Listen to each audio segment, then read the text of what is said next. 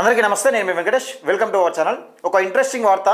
దయచేసి ఈ వార్తను ఎక్కువ మందికి షేర్ చేసే ప్రయత్నం చేయండి. మన బీసీలకు ఏ రకంగా అన్యాయం జరుగుతూ ఉన్నది, మన బీసీలది ఎంత పెద్ద వార్త అయినా ఎంత చిన్నగా రాసే ప్రయత్నం చేస్తున్నారు, ఎంత చులకనగా చూసే ప్రయత్నం చేస్తున్నారు అనేది ఒకసారి కీలకంగా నేను చెప్పే ప్రయత్నం చేస్తాను. దయచేసి వీలైనంత వరకు మీ సోషల్ మీడియా మాధ్యమంలో ఈ వీడియోని ఎక్కువ మందికి షేర్ చేసే ప్రయత్నం చేయండి.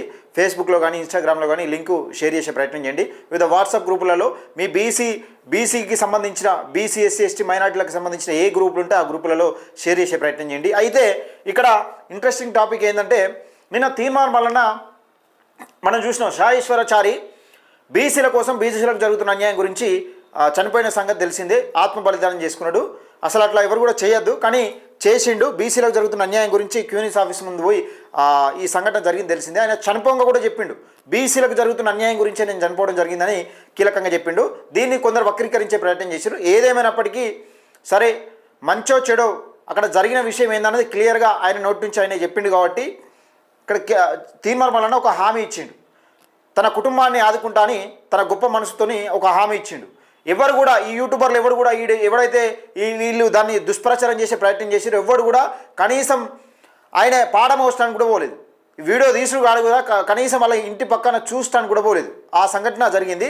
అయితే ఇక్కడ ఒక విషయం నేను పూర్తిగా ఫస్ట్ ఈ వార్త విన్న తర్వాత, ఈ వార్త వినిపించిన తర్వాత అసలు ఇలా ఇంట్రెస్టింగ్ విషయం ఏందనేది మీకు చెప్పే ప్రయత్నం చేస్తాం మిత్రులారా. దయచేసి ఎక్కువ మందికి షేర్ చేసే ప్రయత్నం చేయండి. ఇక్కడ సాయేశ్వరాచారి కుటుంబానికి ఆర్థిక సాయం. మేడిపల్లి వెలుగు. సాయేశ్వరాచారి కుటుంబానికి తెలంగాణ రాజ్యాధికార పార్టీ అండగా నిలిచింది. పార్టీ అధ్యక్షుడు ఎమ్మెల్సీ తీర్మానం వలన శనివారం తన పార్టీ కార్యాలయంలో ఈశ్వరాచారి ముగ్గురు పిల్లల పేరిట తలా రూపాయలు 5 లక్షల రూపాయల చొప్పున 15 లక్షల రూపాయలు ఫిక్స్డ్ డిపాజిట్ చేశారు. ఎవరో ఇచ్చిన మాట ప్రకారం తీర్మానం వలన తలా 5 లక్షల చొప్పున 15 లక్షలు ఫిక్స్డ్ డిపాజిట్ చేసిండు. తీర్మానం వలన వీళ్ళు ఎవరన్నా ఒక్క రూపాయి దానం చేసిన మొఖాలు ఉన్నాయి లేదు. దాన్ని తప్పు ప్రచారం చేసి ఆయన బలిదానాన్ని బీసీల కోసం చేసుకున్న ఆత్మ బలిదానాన్ని తప్పుడుగా చిత్రీకరించే ప్రయత్నం చేశారు. ఇదొకటి అయితే చేశారు. ఆ చెక్కులను బాధిత కుటుంబ సభ్యులకు అందజేశారు. మల్లన్న మాట్లాడుతూ బీసీల హక్కుల కోసం ప్రాణాలు త్యాగం చేస్తున్న ఈశ్వరాచారి మరణం బాధాకరమన్నారు. వారికి ఏ కష్టం రాకుండా చూసుకుంటామని భరోసా ఇచ్చారు. ప్రభుత్వం కూడా తక్షణమే స్పందించి నిరుపేద కుటుంబానికి ఆర్థిక సాయం ప్రకటించాలని డిమాండ్ చేశారని ఒక వార్తనైతే చూస్తున్నాం. నిన్న క్లియర్గా అలా కుటుంబానికి సంబంధించి అలా భార్యకు 15 లక్షల రూపాయలు చెక్ ఫిక్స్డ్ డిపాజిట్ చేసిన చెక్కులు అందించారు. 15 లక్షల ఫిక్స్డ్ డిపాజిట్ చేసి ఆ చెక్కులను బాధిత కుటుంబాలకు అందజేసారు. ఇది ఒక వార్త. సరే, ఇది సెన్సేషనల్. ఈ వార్త ఎక్కడ రావాలి? ఈ వార్త వెలుగు పేపర్. ఈ వార్త ఎక్కడ రావాలి? ఈ వార్త మెయిన్ పేపర్లో రావాలి. ఇక్కడ ఇది బీసీలకు సంబంధించిన అంశం, అతిపెద్ద ఇష్యూ. ఇది తెలంగాణ రాష్ట్రాన్ని మలుపు తిప్పే అంశం కాబట్టి, అతిపెద్ద అంశం కాబట్టి ఇక్కడ రాలే. బ్యానర్ ఐటమ్ రావాలి. వచ్చిందా? రాలేదు. రాకపోగా తీర్మానం వలన గతంలోనే చెప్పిండు, మన వార్తలు ఎక్కడెక్కడ వస్తాయని కీలకంగా చెప్పిండు. మీకు ఆ విచిత్రం ఏందనేది ఒకసారి చూపించే ప్రయత్నం చేస్తే, ఇప్పుడు మన బీసీ ఎస్సీలకు ఎట్లుంటుంది అంటే ఇట్లుంటుంది కథ. రైట్, ఇక్కడ చూడురి.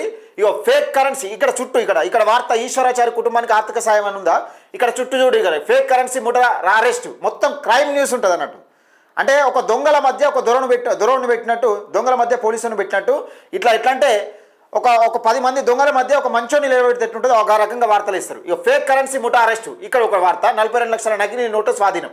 మరొక వార్త పైన మేడ్చల్లో ఘోర రౌడు ప్రమాదం, మినీ ట్రక్కును ఢీకొన్న లారీ, నుజ్జునుజ్జైన వాహనం, డ్రైవర్ మూతి. ఇదొక వార్త. మళ్ళీ కింద పక్క పొంటి సూపర్ మ్యాక్స్ దొంగల అరెస్టు. జీడిమెట్ల సూపర్ మ్యాక్స్ కంపెనీలో మెషిన్ దొంగతనం కేసులో 2 పోలీసులు అరెస్ట్ చేశారని ఇదొక వార్త. ఇక్కడ పక్కపండి పసుపు